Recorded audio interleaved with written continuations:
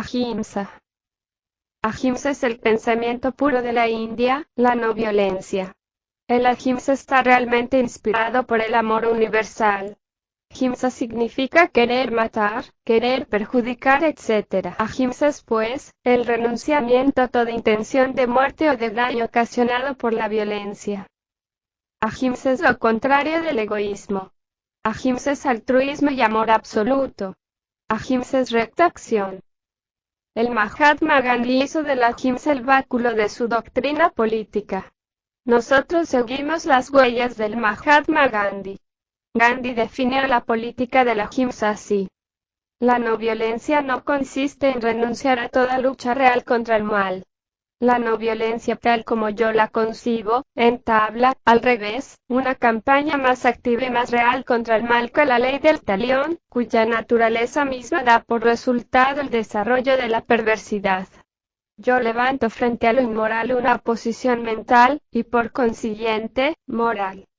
Trato de enmohecer la espada del tirano, no cruzándola con un acero mejor afilado, sino defraudando su esperanza al no ofrecer ninguna resistencia física. Él encontrará en mí una resistencia del alma que escapará a su asalto.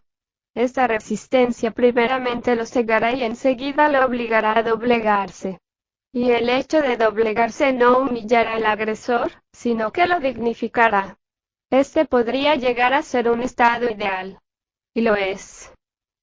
Las masas proletarias deben unirse totalmente si quieren de verdad vencer a los tiranos del capitalismo y del comunismo. Las masas trabajadoras deben aprender a combatir. No existe arma más poderosa que la mente bien encausada.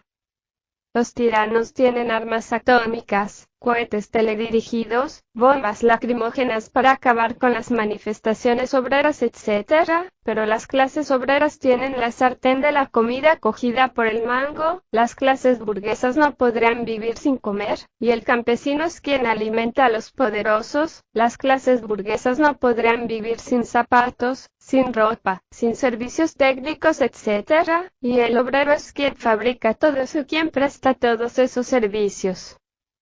Los paros totales o parciales son definitivos. Los obreros tienen en sus manos todos los resortes del poder. Lo importante es la unión obrera, la confederación de sindicatos, etc. La unión hace la fuerza. Es necesario que los gnósticos hagan labor en todos los sindicatos con el propósito de unir las clases obreras. Los tiranos quieren dividir para destruir y esclavizar. Pueblo desunido será destruido. Dividir para gobernar y esclavizar, es el lema de los tiranos.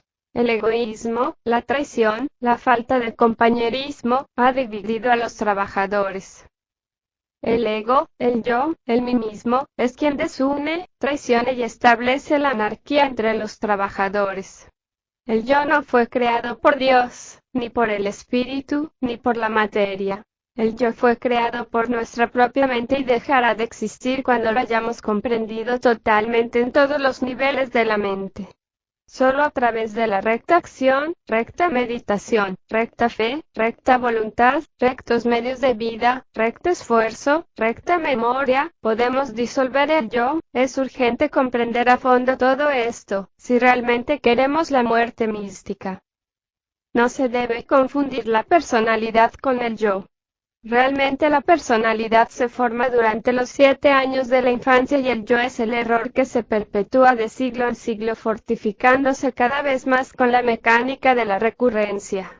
La personalidad es energética. Nace con los hábitos, costumbres, ideas, etc. Durante la infancia se fortifica con las experiencias de la vida y lentamente se va desintegrando después de la muerte. La personalidad no se reencarna, la personalidad no es el cuerpo físico. El ego utiliza a la personalidad como instrumento de acción. El personalismo resulta de esa mezcla de ego y personalidad. El culto a la personalidad fue inventado por el ego, por el yo. Realmente el personalismo engendra dictaduras, egoísmos, odios, violencias, etc. Todo eso es rechazado por el ahimsa. El personalismo daña totalmente las organizaciones de los trabajadores. El personalismo produce anarquía y confusión. El personalismo arruina moralmente los sindicatos obreros. En cada retorno, el ego fabrica una nueva personalidad. Cada personalidad es diferente. La personalidad no es el cuerpo vital.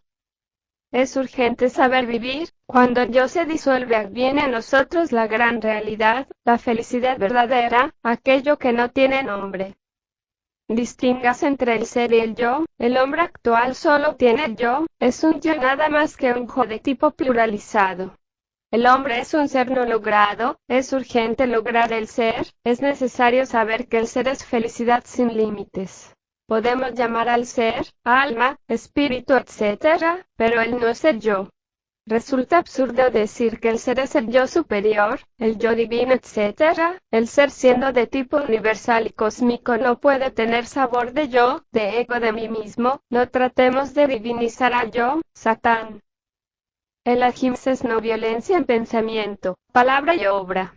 El ahimsa es respeto a las ideas ajenas, respeto a todas las religiones, escuelas, sectas, organizaciones, etc. Sería imposible la unión total de las clases trabajadoras sin la doctrina de la ahimsa. Es urgente que los obreros aprendan a respetarse mutuamente. Es urgente que los obreros acaben con todo tipo de violencia, solo así es posible la unión total. No esperemos que el yo evolucione porque el yo no se perfecciona jamás. El diablo siempre es diablo y jamás se perfecciona. Necesitamos una total revolución de la conciencia. Cuando el yo se disuelve hay revolución de la conciencia. Ese es el único tipo de revolución que nosotros aceptamos. En ese tipo de revolución se basa la doctrina de la ahimsa. Conforme morimos de instante en instante, la concordia entre los hombres se va desarrollando lentamente. Conforme morimos de instante en instante, el sentido de cooperación va desplazando totalmente al sentido de competencia. Conforme morimos de instante en instante, la buena voluntad va desplazando a la mala voluntad poco a poco. Los hombres de buena voluntad aceptan el ahimsa. Resulta imposible iniciar un nuevo orden excluyendo la doctrina de la no violencia. Las religiones deben empezar por dar el buen ejemplo. Las religiones deben cultivar el ahimsa. Resulta absurdo que las religiones se combatan entre sí mutuamente. Todas las religiones tienen los mismos principios, todas las religiones adoran la gran realidad, aquello que no tiene nombre. Todas las religiones son perlas preciosas engarzadas en el hilo de oro de la divinidad. Las religiones tienen la misión de conservar los valores eternos. El ahimsa debe cultivarse en los hogares siguiendo la senda del matrimonio perfecto. Solo con la no violencia en pensamiento, palabra y obra, puede reinar la felicidad en los hogares.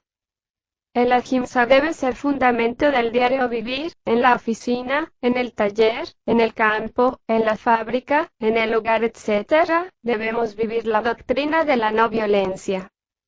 Samael Aumeor.